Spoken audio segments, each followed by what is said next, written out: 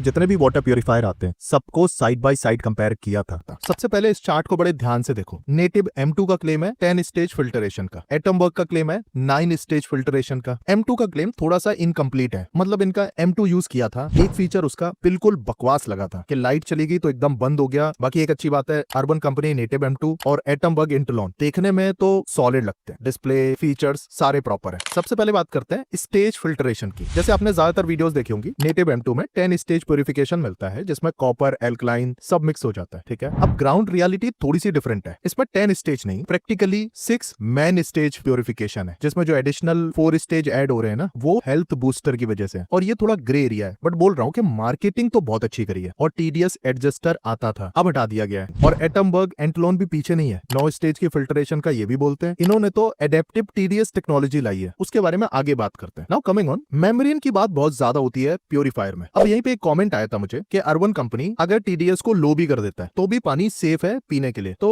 Actually ये safe नहीं है, फिर वो पानी नहीं रहता है, एसिडिक पानी रहता है। और उसकी एक टेस्टिंग किट आती है, आप टेस्ट कर सकते हो। वैसे अर्बन कंपनी 3 लीव मेम्ब्रेन को बहुत ज्यादा एडवर्टाइज करते हैं for deep purification, but technically ये जरूरी नहीं है। 3 लीव होने से पानी का फ्लो तो बढ़ता है, मतलब ज्यादा पानी प्यूरिफाई होगा, बट कितनी प्योरिटी होगी, हो सकता है 100% हो सकता है 60% हो। और रही बात मेम्ब्रेन के खराब होने की, तो इट डिपेंड्स ऑन वाटर। अगर आपके एरिया में 1000 से ऊपर का TDS है तो मेम्ब्रेन 6 मंथ भी नहीं चलेगी, केवल 3 to 4 मंथ चलेगी मैक्सिमम। और ये आपको पता नहीं चलेगा। इसके लिए आपको TDS मीटर और एसिडिक वाटर टेस्टिंग किट दोनों अपने पास रखनी पड़ेगी। अदरवाइज आप तो सोच रहे हो आपका प्यूरिफायर बहुत अच्छे से फिल्टर कर रहा है, आपका पानी एसिडिक बिल्कुल नहीं है, बट एक्चुअली आप एसिडिक पानी ही यूज कर रहे हो। मेरा सजेशन होगा आप किसी भी ब्रांड पे ट्रस्ट मत करो। नाउ कमिंग ऑन एटमबर्ग की एडेप्टिव TDS टेक्नोलॉजी। देखो ऑन द पेपर ये टेक्नोलॉजी बहुत ज्यादा अच्छी लगती है, बहुत ज्यादा, कि अगर TDS कम हो जाएगा तो RO को बाईपास कर देगी, इससे आपकी मेम्ब्रेन की लाइफ बढ़ जाएगी। सोचने में ही एकदम फ्यूचरिस्टिक टेक्नोलॉजी लग रही है, बट यहीं पे रिस्क भी तो है। अगर पानी में TDS कम है बट उसमें मेटल्स ज्यादा है या इंप्योरिटीज ज्यादा है, और फिर अगर बाईपास कर दिया, तब तो लेने के देने हो गए ना। आपकी बॉडी के लिए भी खतरनाक है, at the same time purifier के लिए भी खतरनाक। तो स्मार्ट ऑटोमेशन के चक्कर में हेल्थ से कॉम्प्रोमाइज मत करना, पर्सनली मेरा ओपिनियन है। अब बात करते हैं सर्विस एंड वारंटी क्लेम की। इस वीडियो के बाद आप ये वाली वीडियो जरूर देख लेना, कुछ चीजें दिमाग से क्लियर हो जाएंगी। जैसे 2 साल तक आपको कोई खर्चा नहीं करना, इवन फिल्टरेशन में, तो ये सही भी है और ये गलत भी है। जैसे अगर आपके एरिया में UC, अर्बन कंपनी और एटमबर्ग का नेटवर्क बहुत अच्छा है, तो आपको खर्चा तो नहीं करना, बट आपको चेक पॉइंट रखना है। कैसे कि सुनने में तो अच्छा लगता है, बट आप डेली उसका जो हेल्थ बूस्टर है उसको चेक नहीं कर रहे हो ना। मोस्ट ऑफ द टाइम अगर TDS ज्यादा है तो हेल्थ बूस्टर 3 मंथ भी नहीं चलेगा, लेकिन आप उसको 6-6 महीने बाद चेक कर रहे हो। तो इसीलिए बोला था एक TDS मीटर और एल्कलाइन वाटर टेस्टिंग किट आपके पास होनी चाहिए, जो महीने 2 महीने बाद आप चेक कर लो। जो आपको लगे नहीं ये हेल्थ बूस्टर एक्सपायर हो चुका है, तो आप कंप्लेन रेस करके उसको चेंज करा सको, क्योंकि अनकंडीशनल वारंटी तभी मिलती है जब आप कंप्लेन करोगे। टेक्नीशियन रेगुलर आपके घर में विजिट करके नहीं जाएगा। अभी तक देख रहे हो, एक बात क्लियर होगी, हम इस चैनल पे किसी ब्रांड का कोई पेड प्रमोशन नहीं करते। अभी भी कंफ्यूज हो तो एटमबर्ग की एडेप्टिव TDS टेक्नोलॉजी पे मुझे पूरा कॉन्फिडेंस नहीं है। प्यूरिफायर नो डाउट बहुत अच्छा है, बट आप अपने साथ एक TDS और एल्कलाइन वाटर टेस्टिंग किट रखना। अगर आप इसको बाय कर रहे हो, आपके लिए सेफेस्ट ऑप्शन होगा। And same goes to native M2, इसमें भी आपको हेल्थ बूस्टर मिलता है और वो जनरली 3 मंथ में खराब हो जाता है, but urban company generally 6 month recommend करती है। तो आप इस प्यूरिफायर को ले सकते हो। इवन नेटिव M1 M2 मैंने यूज किया है, बट आप इस पे भी 100% ट्रस्ट नहीं कर सकते। एवरी 2.5 से 3 महीने में pH टेस्टिंग खुद कर लेना। तो अगर आप गांव या छोटी सिटी से हो जैसे मैं हूं, तो इन दोनों को मत कंसीडर करना। उस केस में एक्वागार्ड एनरिच ऑरा 2X एक अच्छा प्यूरिफायर है, ऑलमोस्ट सेम EMC मिलती है, आपको कंसीडर किया जा सकता है। और अभी भी कोई डाउट है प्लीज कॉमेंट।